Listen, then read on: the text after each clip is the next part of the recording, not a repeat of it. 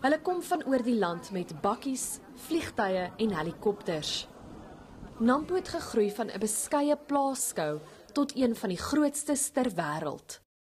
Vanjaar se halfuurvieringe volg wel op een van die ergste droogtes wat die landboubedryf in die afgelope paar jare moes trotseer. Maar Graan SA sê dit het geensins die Geesrivier gedemp nie. Droogte is deel van Suid-Afrika. Droogte maak seer.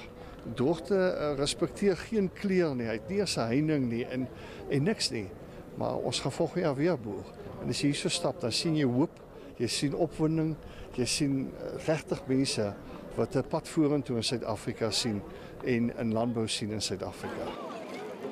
Vir baie besoekers, skoolkinders, pensionarisse, rugbyspelers en politici is dit hulle heel eerste Nampo.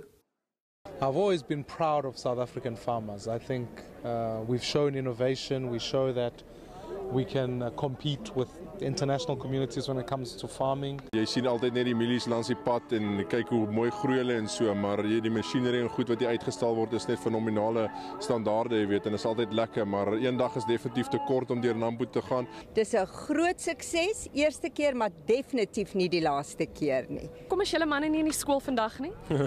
Ons enjoy onsself net hier so by Nampo, dit lyk lekker. Ons wil almal sê hier is die beste plek om te wees.